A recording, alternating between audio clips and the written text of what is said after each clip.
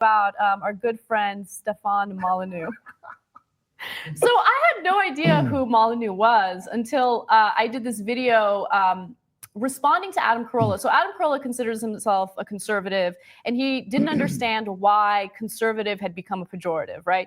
So we don't match up in politics, but I felt as though, you know, it was a friendly response. I don't dislike Adam Carolla. I think he's a funny guy, but look, you debate about politics. You know, you're a public figure, go out there, share your ideas, you learn from one another. It is what it is. Malanu took offense, even though he himself doesn't consider himself a conservative, right? Stefan Malanu? Joe Rogan sitting down with Anna Kasparian from the Young Turks? What time warp have we traveled back into? Let's take a trip back to a special moment in time that we don't think will happen again. I'd be surprised to see it. Anna Kasparian sits down in person with Joe Rogan. Who would have known his podcast would have become what it became? This was about a decade ago. Let's take a look at it. Joe Rogan from the Joe Rogan Experience with Anna Kasparian from the Young Turks. This was on her show called The Point. And he put out like an hour-long crazy-ass video, and he was a snarky piece of shit. I'm gonna keep all it of his real. videos are hour-long crazy videos. Yeah, they are. Yeah, they are. I want to give you Man guys just a quick taste of some of the stupid shit he said in this video. Take a look. Another person that I'd never heard of before by the name of Stefan Malanu, I hope that's how you pronounce his name, did a video response to me. And in his video response, which by the way was about an hour long, he made a number of pretty condescending statements, including the following. See, I don't wear a lot of makeup here. I don't wear a lot of makeup. In fact, I wear no makeup. Why? Because I actually do some research, right, before I create a video. You know, it may not be the end of the world to do a little less foundation on the skin and a little bit more foundation in critical thinking. No, it was, okay, so that's just like one tiny little piece of it, but it was an hour-long video. He made little statements here and there that were similar to that. But, you know, you listen to him and you think like, oh, he seems like he's well-read. He seems like he's not a dumb guy. We don't agree on politics at all or any type of ideology. But he's like a master manipulator because he makes you think that he's actually sane and he is basing his arguments on logic. And then you read a little more about him and you realize that this guy is actually pretty freaking dangerous. I don't know if he's dangerous. Really? When you're asking people to like abandon and excommunicate their family members because they don't have the exact same thoughts as you, you're dangerous. Well, if you listen to him, you're dumb. So is it dangerous to trick dumb people? Maybe. Yeah. I mean, it's possible. I think it's fascinating, though, that he puts out, look, this is what happened. Adam Carolla puts out this long rant. Yeah. And then you do a video response to Adam Carolla's rant. Yes. And then he does a video response to you doing a video response to Adam Carolla's rant. And then you do a video response to him doing a video response to Adam Carolla's rant. And then we sit down and we talk about it. I mean, the whole thing is so ineffective. It is. There's no lies there. And then 10 years later, do a response to it all. The best way would be to have him in the room or have Adam in the room. And I think that's the problem. I respect Adam. I would love to sit down with him and have a conversation with him because I think he's sane. After reading more about Malanu and some of the crazy things that he's talked about on his show, I have no interest in talking to him because I don't want to legitimize that guy. He's not a legitimate person in this conversation. And I actually regret my response to him. I thought that was a terrible idea. But you regret your response to to his response to you? Like this conversation now, I don't regret that. No, because it gives me an opportunity to talk about how I really feel. Look, here's the important thing to take away from that entire conversation, right? No one is perfect. No one is a genius who knows every single little thing in the world, right? So the difference between me and Malanu is I'm not going to sit here and pretend as though I'm the most brilliant person who's absolutely right about everything and I'm the most knowledgeable. He does his show acting as if he's like the authority figure on every single topic. Like he is so well read and he knows everything. And I mean, when you talk about his fiscal policy and his obsession with anarchy, really anarchy? You want to get rid of every type of fucking law. And then he talks about copyright, how copyright laws are ridiculous. That motherfucker goes around doing copyright violations on other people's YouTube videos. That's a fair point. His company did. He's more libertarian, so that's why they're clashing. What happened to intellectual property, bitch?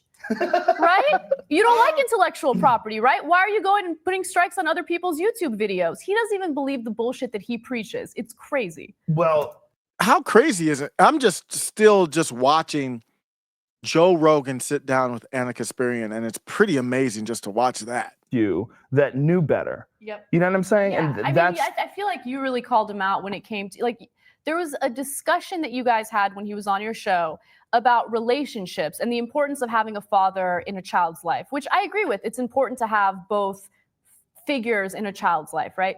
And he said something about how the majority of relationships are destroyed because of the woman. He was very clear about that, right? And then you kind of countered it by saying, well, is it because the women are the ones that file the divorces or file for divorce because the dude is being a douche, right? So you were really trying to balance out that conversation, but he seemed really resistant to that argument, almost as if in all cases, the woman is the one who's wrong. He said something like, men propose, women dispose.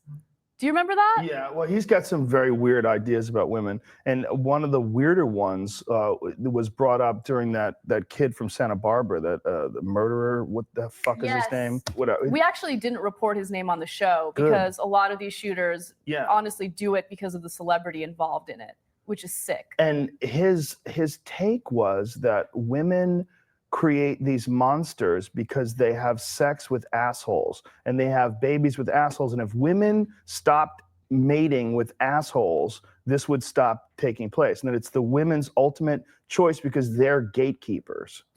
Which I find unbelievably fascinating. So if only women had sex with people they didn't want to have sex with, all of a sudden society will be better and crazy ass people who have mental illnesses wouldn't go on shooting rampages. Then you're saying that women only want to have sex with assholes. You're agreeing with him. No, I don't agree with him, obviously. I have sex with people who are not assholes. I have sex with people that I want to have sex with, right? That sounds good. Yeah. Like a good move. It is This is getting awkward. a good move, I would You're in favor of that. Thumbs up.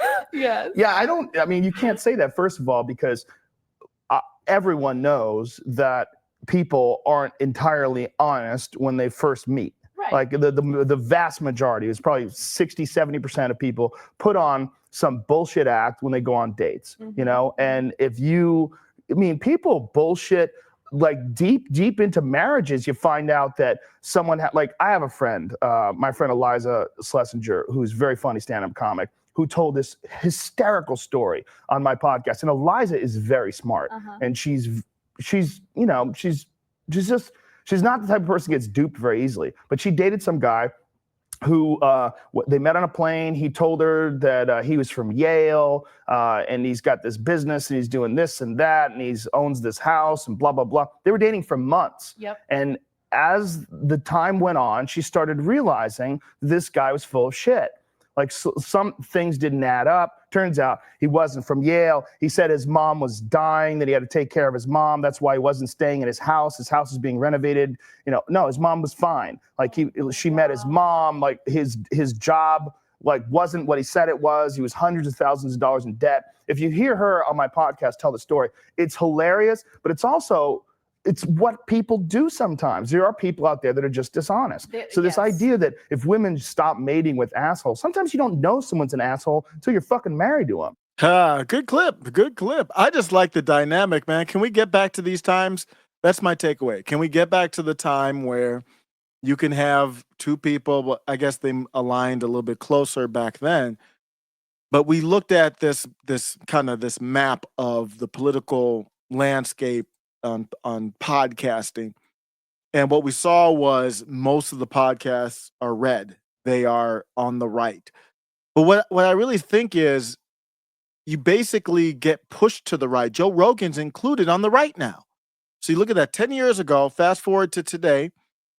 Jordan Peterson talked about this and others did, but this came from this Angelo Caruso, and